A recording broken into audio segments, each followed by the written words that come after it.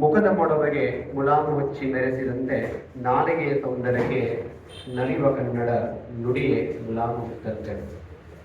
ಕಣಗಳ ಜೋಡಿಸಿ ಕ್ಷಣಗಳ ಬುತ್ತಿ ನೀಡಿದಿರಿ, ಕಣಗಳ ಜೋಡಿಸಿ ಕ್ಷಣಗಳ ಬುತ್ತಿ ನೀಡಿದಿರಿ, ಕನ್ನಡವ ಜೋಡಿಸಿ ಬತ್ತಿ ಮೆರೆಸಿದಿರಿ.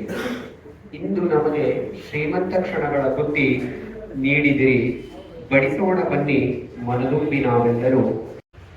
ಸೊ ನನ್ನ ಕವನದ ಶೀರ್ಷಿಕೆ ಮನೆಯ ಅಂಗಳ ಮಾಯವಾದವು.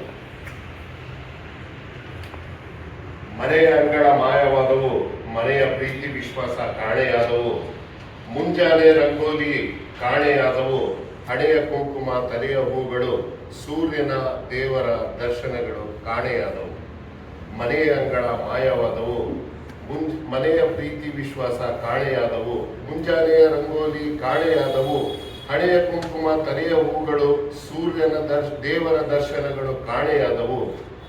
ಮನೆಯ ಅಂಗಳ ಮಾಯವಾದವು, ಮನೆಯ ಪ್ರೀತಿ ವಿಶ್ವಾಸ ಕಾಣೆಯಾದವು, ಕುಟುಂಬಗಳು ಚಿಕ್ಕವಾದವು, ಮನೆಗಳು ದೊಡ್ಡವಾದವು, ದ್ವೇಷ ಅಸೂಯೆ ಹೆಚ್ಚಾದವು, ಅಡುಗೆ ಮನೆಗಳ ಶೃಂಗಾರಗೊಂಡವು, ಮನೆಯ ಊಟ ಮಾಯವಾದವು. ಮನೆಯ ಅಂಗಳ ಮಾಯವಾದವು, ಮನೆಯ ಪ್ರೀತಿ ವಿಶ್ವಾಸ ಕಾಣೆಯಾದವು, ಕುಟುಂಬಗಳು ಚಿಕ್ಕವಾದವು, ಮನೆಗಳು ದೊಡ್ಡವಾದವು, ದ್ವೇಷ ಅಸೂಯೆ ಹೆಚ್ಚಾದವು, ಅಡುಗೆ ಮನೆಗಳು ಶೃಂಗಾರಗೊಂಡವು, ಮನೆಯ ಊಟ ಮಾಯವಾದವು. ಮನೆಯ ಅಂಗಳ ಮಾಯವಾದವು, ಮನೆಯ ಪ್ರೀತಿ ವಿಶ್ವಾಸ ಕಾಣೆಯಾದವು, ಅಂಗಳದ ಮದುವೆಗಳು ಮಾಯವಾದವು, ಛತ್ರಗಳ ಶೃಂಗಾರ ಹೆಚ್ಚಾದವು. ಅಂಗಳದ ಮದುವೆಗಳು ಮಾಯವಾದವು, ಛತ್ರಗಳ ಶೃಂಗಾರ ಹೆಚ್ಚಾದವು, ಅಂಗಳದ ಶಾಲೆಗಳು ಮಾಯವಾದವು, ಆಟದ ಅಂಗಳಗಳಿಲ್ಲದ, ಚರ್ಚೆ ಇಲ್ಲದ, ಕಂಠಪಾಠದ ಖಾಸಗಿ ಶಾಲೆಗಳು ಹೆಚ್ಚಾದವು.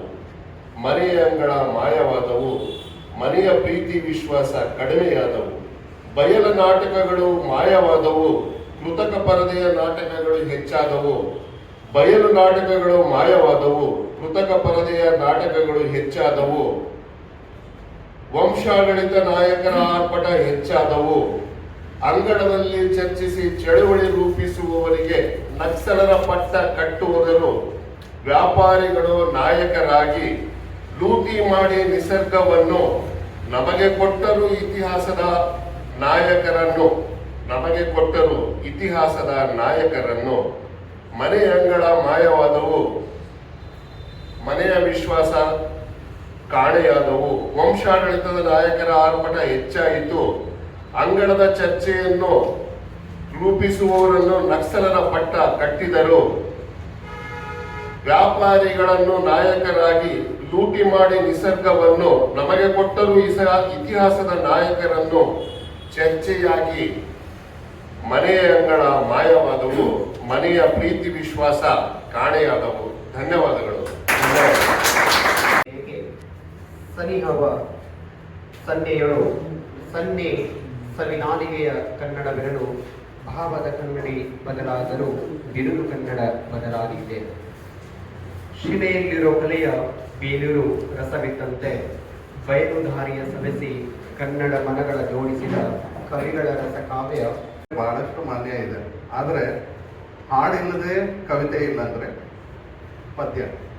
ಹಾಡಿನ ಮುಖಾಂತರ ಕವಿತೆ ಜೀವಂತವಾಗಿರೋದನ್ನ ನಾವು ನೋಡ್ತೀವಿ.